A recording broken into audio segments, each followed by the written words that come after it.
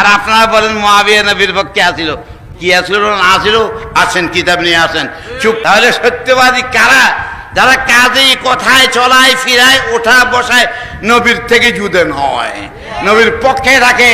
নবী যেটা বলছে আপাদ মস্তক নবীর পক্ষে থাকে, তাকে বলা হয় সত্যবাদী। আবু বকর সিদ্দিক রাদিয়াল্লাহু তাআলা আনহু, ওমর ফারুক রাদিয়াল্লাহু তাআলা আনহু, সাহাবায়ে কেরাম নবীর পক্ষে আসিল।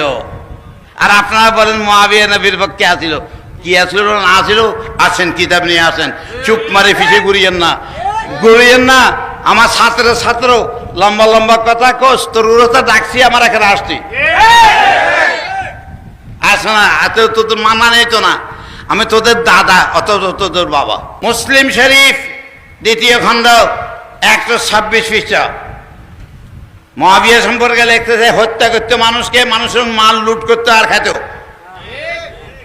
এটা কি সাহাবায়ে শান?